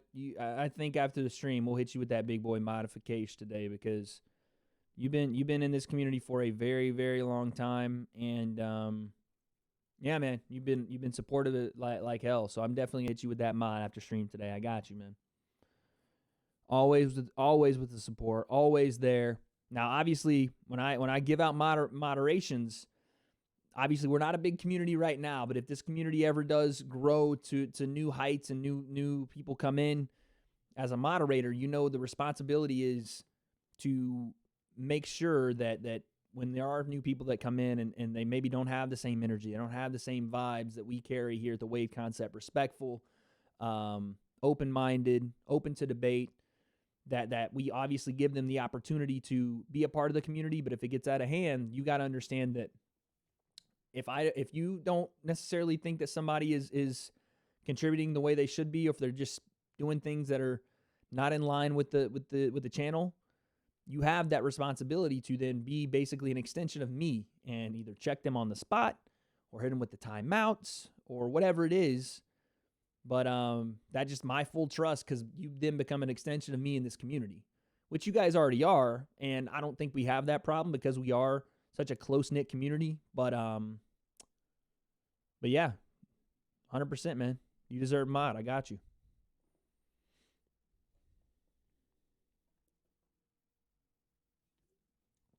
And I really don't give out too many mods, man. I have Kyle, Devil, and I think Amaru and Kelsey. And Jake, my buddy Jake. That's about it. Those are the only people that are mods in my chat. And those will probably, obviously now with you, Jurkic, those will probably be the only people that get modded for a very long time. Because what I do like to see and what makes me want to mod people is the support that you've given, the support that Devil's given. Kyle's been here giving that same support. And just being a part of the community. It's not even supporting me, it's just supporting you guys. Like being a part of the community, having open debates, wanting to be involved, and just, carrying the same values that I built this thing on, so that we built this thing on. Actually, let's do it right now. Bada bing, bada boom, bap. Boom. Hit you with the magic spell. Jurkic, I now knight you. Newest moderator. Give it up for Jurkic in the chat, guys. Okay. We got Charles Oliveira making his walk to the ring. Yo, by the way, boys, check out the guns. You boys been working, man. Worked out this morning, feeling real good. I just popped every bone in my back. And Shogun, that's right, and Shogun. Shogun's an OG. He's been a mod since like seventh month in. Yeah, man, of course, Jurkic. Of course. Listen, moderation is something that is earned, not given. And you've earned that over a long period of time being with this channel, man. You were here for a while. You've been here for longer almost than a lot of people have. And you continue to come back. You continue to show support on both this and the W.A.D.E streams, which is crazy to believe that people will actually come and watch me lose at video games. But you're awesome, dude. So of course you earned that, man. That's not something I gave. It's something you earned. And everybody in this chat that is a mod, they've done the same. It's gonna be a fun fight, man. So wait, if you guys are watching the card right now, is that the color hair you guys think I would rock with? Would that be a nice color for me if I'm gonna do the bleach in the hair? Because that almost looks like gray. That almost looks like the Witcher kind of steel white. I mean, I'm down. I've just got to figure out a color that's not going to look crazy. Like, it's not going to make me look like an elf or something, you know? And I want to get it done the right way, too. I don't want to do it myself and, like, screw it up or bleach my head or something crazy. So, Kevin Lee walking with a purpose right now. Focus directly on the ring.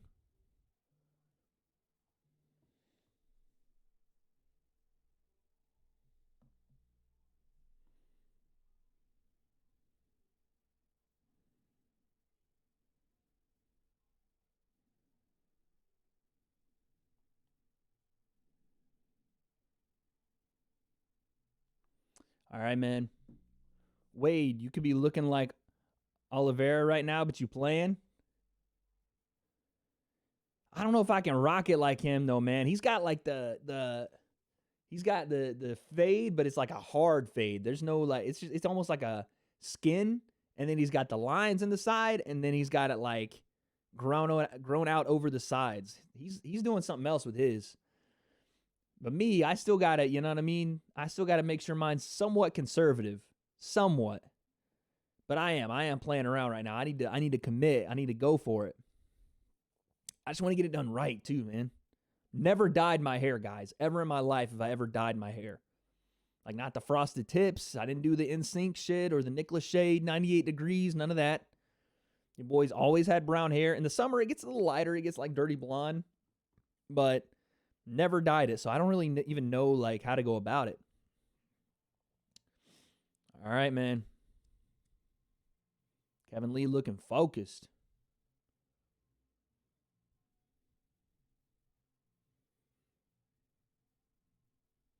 He hasn't taken his eye off the Bronx the entire time. The entire time. Oliveira's been standing there, and Kevin Lee has just been staring at him since the moment he walked through the tunnel.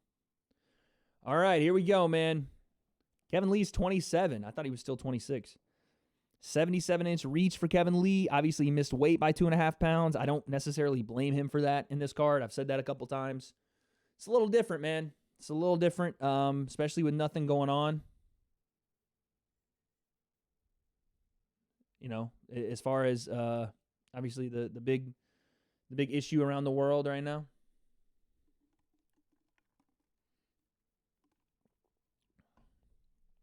Oliveira looking composed. Looking very focused as well. Lee looks good. Changed my pick to second round KO. What did I say? I said Kevin Lee was going to submit him. Was going to surprise him and submit him. I'm an idiot if I said that, but I'm pretty sure I said that. Mike Beltran. I like that. I trust Big Mike. Here we go, man. Here we go. Is that Kevin Lee's corner? Oh, no, that's Oliveira's corner. 28-8.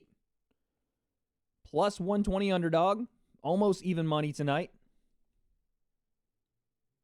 10% chance? Yeah.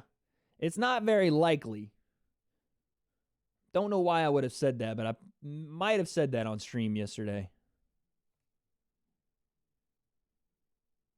Oliveira's entire corner has their hair dyed like that. I dig it. That's a whole vibe over there. They're rocking with that. Let's see if Kevin Lee comes out and uses that TriStar jab, man. Sticks behind that jab and stuffs it right in Oliveira's face. That's what he hit the high kick with in the fight against Gregor Gillespie. Popped that jab out there, and right behind it came the high kick. Actually, that's not true. It was a right-hand high kick. Oh, my God. You hear that scream? That's a war cry if I've ever heard one. All right, they touch him up. Yeah, he does. You hear that scream Kevin let out? Listen, I'm not somebody that subscribes to the usually to the whole, you know, mean mug before a fight means you're going to win or means you're focused, but Kevin Lee, he looks like he's a different person right now. Okay. 455, 454. Right away, Oliveira comes out, headhunting on Kevin. Nice outside leg kick. Oh. Jumping switch kick front, like jumping front switch to the face. Oliveira coming out very aggressive on Kevin Lee. Kicking at the legs. Oh, front kick to the face. Landed. Holy cow. It's a jumping switch front kick, and he landed on Kevin Lee's chin. Kevin took it, though. Jab from Oliveira, jab from Kevin Lee. Kevin Lee fighting backward, not something I like. Oh, step in left hook lands from Oliveira. Outside leg kick lands Oliveira. Looking very sharp. Very, very sharp. Kevin Lee could be making reads here. Could be taking his time. I do like the patience that he's showing, but he is getting hit. Nice right hand from Kevin Lee, though. Jab, outside leg kick from Oliveira. Beautiful. And it looks very smooth when Oliveira throws stuff out. Nice jab, though, from Kevin Lee. Double jab. Oliveira looking to take down, and does take Kevin Lee down. But Kevin Lee ends up in they scramble a little bit. Kevin Lee might give up an ankle here. Oliveira looking for an ankle. Trying for a heel hook. Doesn't quite get it. Nice scramble here from both guys. Now Oliveira now looking for that heel hook. Lets it go again. Kevin Lee trying to step through. Just scrambles on scrambles right now, guys. And again, Kevin Lee gets his foot stuck, and Oliveira looks for a heel again. But Kevin's doing a good job of not allowing Oliveira to oh, what in the world? Now Oliveira looking to get Kevin Lee's back.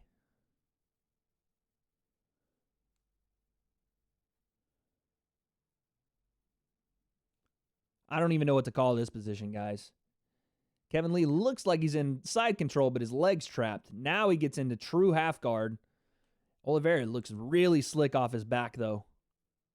Attacking off his back with these submissions. Isolating Kevin Lee's leg over and over.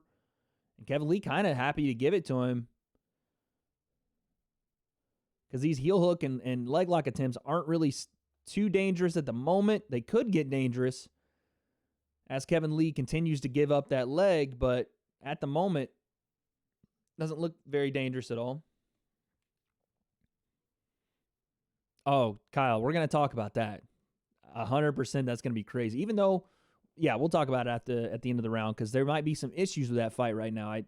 According to Las Vegas, they're not going to have any combat sports events until March 25th, which we'll see how that affects it. So again, Charles Oliveira has Kevin Lee's left leg kind of locked down in between his own legs. Other than that, they're both just kind of in a weird kind of transitional spot. Oliveira has a hold of the head. Kevin Lee has a nice underhook. So now Kevin Lee gets into true full guard here. Oliveira loves to throw that high guard up, and he's trapped Kevin Lee's left arm here. Trying to maybe throw up a triangle on Kevin Lee or then maybe sweep him. Man, he almost got that triangle. Kevin slips out the back. Now Kevin Lee on the back of Charles Oliveira. And we know Kevin Lee loves a rear naked choke. But now Charles, again, spins on Kevin Lee. Gets into his half guard.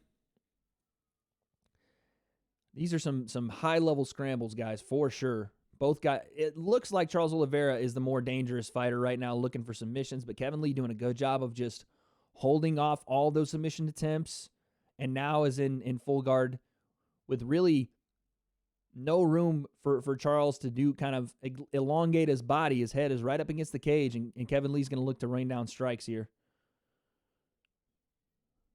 Scissors leg takedown, WWE style from Charles Oliveira. Now Kevin Lee looking to step over. Nope. Oh, laying some right hands, though, from Kevin Lee. 15 seconds left here in the first. Kevin Lee now going to end up possibly in full guard. Elbows, short elbows from the top from Kevin Lee. Nice head pressure from Kevin Lee. And that's the first round. Tough round to call, man. Tough round to call. Yeah, Kyle, what do you think about... Did you see that article that Mark Romani wrote about the UFC events in Vegas being canceled for a while?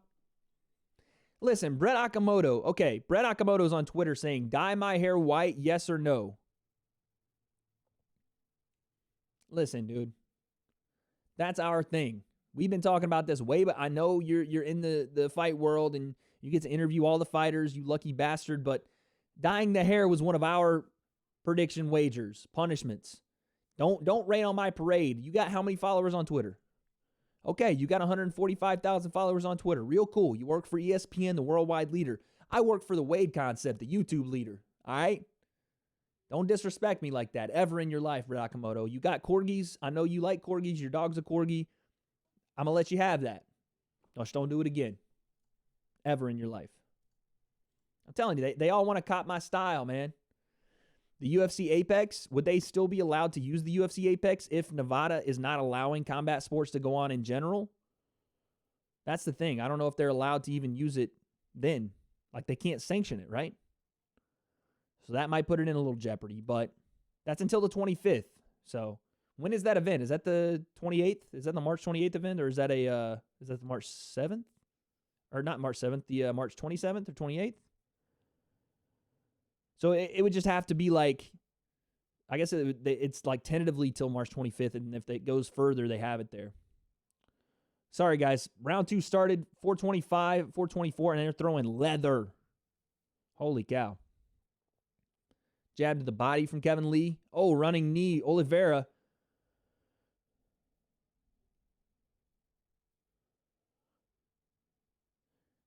It's not a public location? Huh. That's interesting.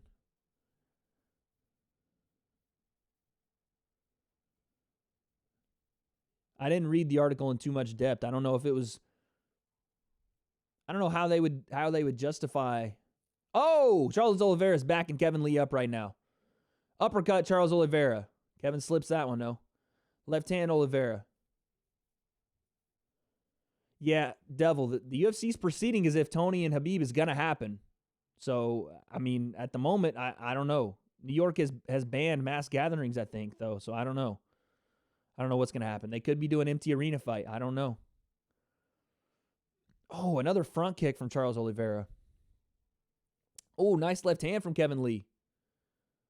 Kevin Lee's taking these shots. He's wearing them well, man. He's been hit with some big shots. Oh, nice uppercut, Kevin Lee. Return right hand from Oliveira, though. Ooh, Kevin Lee, nice takedown. But again, what can you do from this position if you're Kevin Lee? Oh, Kevin Lee might. Charles Oliveira trying to submit Kevin Lee with an armbar. But Kevin Lee gets out of it. Oh, Oliveira looking for a triangle now on Kevin Lee. Man, he is slick from the bottom, putting Kevin Lee in danger basically as soon as Kevin took him down. But now Kevin again, continuing to grapple, continuing to wrestle. And puts him down again. Now Kevin Lee has a pretty dominant position here in half guard. Flattened out Charles Oliveira on the ground here. Let's see what Kevin can do with it. He's eliminated the threat of the high guard from Charles in this half guard position. And if Kevin wants to win this round, I think he just goes to work right here. He can control the legs in half guard, and he can control the top of the body. Going to side control is only going to get him swept. Yeah, he kind of looked a little, as the round started, Kevin started to kind of look like he was moving a little slower, started breathing out of the mouth a little more. He might use this 2 minutes to kind of regain some composure and hopefully land some short shots, and accumulate some points.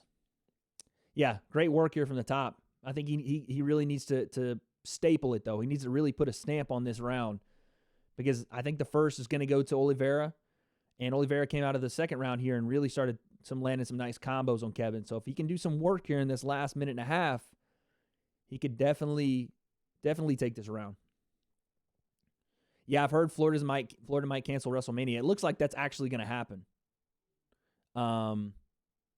Tampa is basically told the UFC. Florida is basically told, not the UFC. They've told the WWE, we don't want to have to make you cancel it, but if we do have to make you cancel it, we will. And the WWE is kind of, I guess, maybe scrambling for what they're going to do, if they're going to cancel WrestleMania, if they're going to try to move it. I don't know. If last night's any indication, I wouldn't mind seeing Raw or SmackDown in empty arenas with Triple H on commentary for the next couple of weeks. He did a phenomenal job. Kevin doing some good work here, though, man. Continuing to hold this position in half guard. He's landed some short elbows. He's landed some shots to the body. That's good work. Now he stands up. Tries to land a straight right on Oliveira. Oliveira's looking for up kicks. Oliveira's like a damn spider, man. Anytime Kevin Lee tries to approach on the ground, he just locks up that lead leg, or he throws up that high guard and puts Kevin Lee in danger. Oh, nice elbow from Kevin Lee. 10 seconds. Oliveira looking for up kicks. I think this is Kevin Lee's round, guys. I think that's Kevin Lee's round.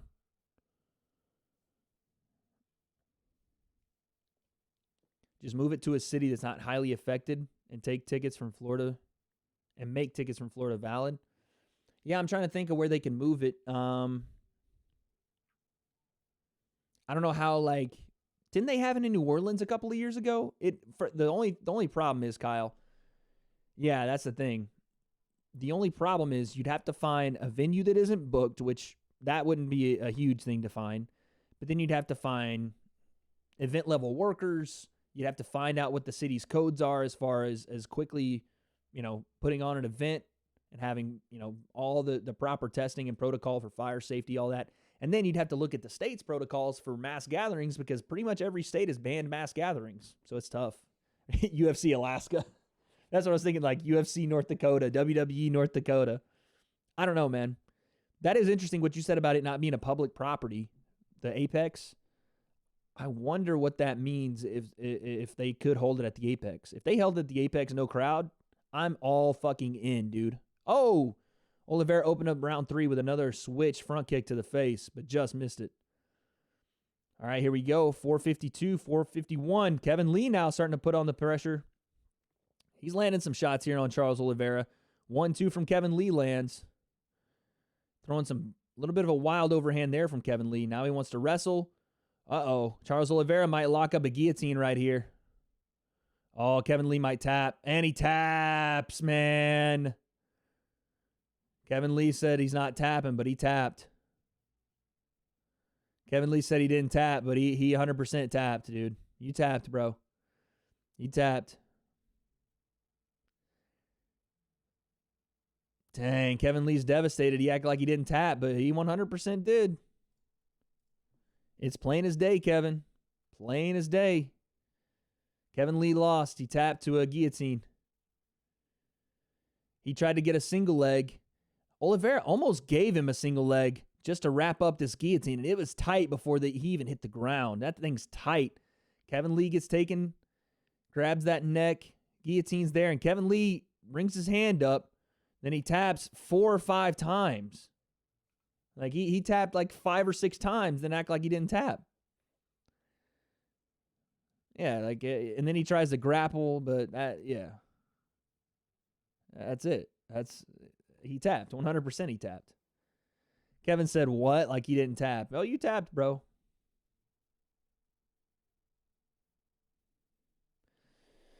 Well, damn. Damn, Kevin Lee. I mean, TriStar had a rough night tonight, guys. TriStar had a rough night tonight. Obviously, it was a good fight. Kevin Lee came to fight. He was bringing the pressure in the start of the 3rd round, man. He was doing a really good job with the hands, giving Oliveira some problems. Landed a big overhand. Had some shots that landed, and got a little overzealous with the takedown. Again, I said this that Charles Oliveira was very slick. Very slick. I said this in the first round, how easily Kevin was getting put in bad positions as soon as he wanted to grapple with Charles Oliveira. And yeah, man. That's just that's unfortunate for Kevin Lee, unfortunate for TriStar, but a big, big win for Charles Oliveira.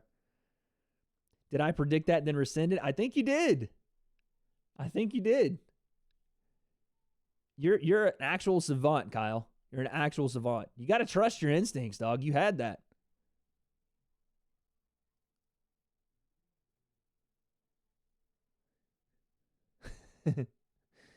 Charles Oliveira says, I'm a big fan of yours, Michael Bisping. You tell me who's next.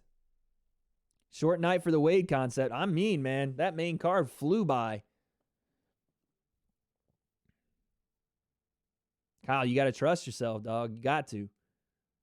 I look to you for predictions, man. I don't even know what I'm talking about half the time. I'm like, damn, what's Kyle saying? Let me, you know what I'm saying? But to be honest, I thought Kevin Lee was really going to show more in the striking. I thought he was going to stay behind that jab. And he got pieced up in the first.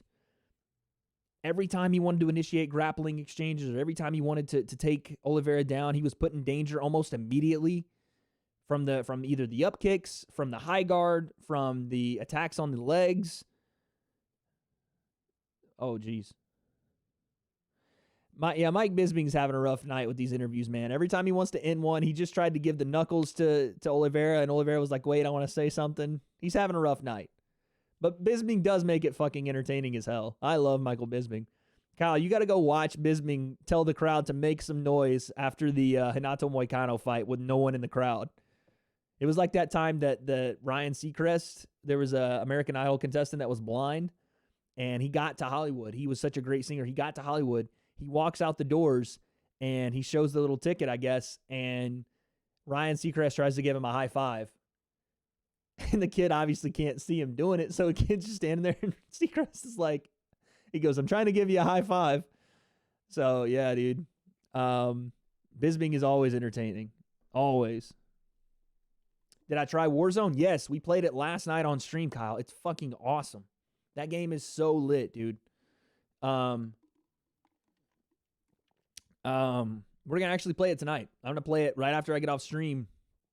And I'll probably take an hour off. Yeah, we played. Yeah, we played it like for a good hour or so. It was me, my boy Jake, and Tank. Played it for a good hour and a half. Maybe it's on the side of his bad eye. Dang, dude. Devil, you ain't right, dog. Yeah, but we did play. It's so fun, man. You guys definitely got to get the game. It is so fun. But yeah, guys, that's our main card. So fun. That's our main card, and yeah, what a card it was, man. I know this set a record for like decisions, or it was close to setting a record for decisions in the UFC on one card. But the main card was fun, man. The first fight kind of lulled a little bit with Johnny Walker. But listen, Krylov did what he had to do to win. And you beat a guy like Johnny Walker, people take note at light heavyweight. And back to the drawing board for TriStar, guys. And great win for Charles Oliveira. Huge knockout for Gilbert Burns. Oh, my Lord. That vicious left hook. Pretty much every fight we watch, man, super entertaining. I'm interested in what Kevin Lee's going to say in these post-fight comments. Maybe he blacked out for a second in that guillotine and maybe tapped out of instinct or something and wasn't quite there. Or I don't know. Sometimes if you're getting choked like that, the oxygen goes, or the limited oxygen to your brain could definitely cause you to not realize you tapped or something. Who knows? I'm not going to put any kind of blame on Kevin Lee for not knowing that he tapped, but he still tapped. Listen. They said Charles Oliveira called out Conor McGregor? That Kevin Lee tap is going to be memed? Oh, yeah. I don't know. Listen, Devil, will it be memed more than his the stanky leg meme when he got kicked in the head from Edson Barboza? That's the real question. Kevin Lee got memed into oblivion after that fight with that he won, by the way, that he dominated, other than getting kicked in the head one time by Edson Barboza. But, yeah, it's going to get memed, 100%. And his post-fight interview is going to be interesting, too. I want to see what he has to say. But, guys, that is our podcast for today. That is our live stream reaction. A nice 2-hour stream, guys. I like that. It felt good. I can't do the stanky leg. But that felt fun. It was good to, like I said, it was good to see that the UFC honored their fighters that came and took 9 to 10 weeks out of their lives to train for this, and we're going to see what happens going forward with sports and MMA in this current kind of climate of the world. Real quick before we get off, guys, if you are concerned, if you have any concerns, they're going to show Cowboy and Conor next. That's kind of dope. You guys want to react? Kyle, I bet you $1 million that Conor finishes the fight in the first round against Cowboy. I don't know why. I've just got this intuition, you know what I'm saying? I've got the proper 12 behind me. Me and Conor basically share a mind. Andrew, thank you, big dog. I appreciate that, man. Appreciate that. Yeah, Kevin Lee is in that kind of same space that Dustin Poirier lived in for a while there, in my opinion. He's kind of just right there where he just has a great fight, loses one, has a great fight, loses one. Jurek, appreciate that. Make sure you guys like the stream, and subscribe if you guys are new here. Oh, check out this, guys. By the way, before everybody gets off, I got to show you guys this. I think I showed Jurek this the other day. All right. So I've been working on my stream alerts here, right? Right? You guys ready? Watch this, watch this, watch this. Say we get a new subscriber. This is what's going to happen on screen. I actually want to see you guys react to this. I've been working on Streamlabs. I barely used it for a long time there. Kyle says, I say 40 seconds. All right, check this out. What's up, huh? What's up? What you guys think, man? Yeah, I showed Jerkic this the other day. He popped into the stream. So that'll be what happens when we get a new subscriber live on stream. I messed with that a couple days ago, so I'm happy about that. But yeah, not bad, right? Anyway, thank you guys so much. You guys are rock stars. You're the GOATs. You're awesome. I appreciate you guys. Love you guys to death. And yeah, I'll see you probably once next week sometime when we figure out what the hell is going on with this coronavirus and what's going to happen with the events coming up. When we get news on it, I will report it for you guys. Until next time, this is the Wade Concept, and we are debating everything. Take it easy, guys. Oh, see me in about an hour and a half, hour or so on my Twitch channel, twitch.tv/WPlim. It's in the description. See you guys then. Peace.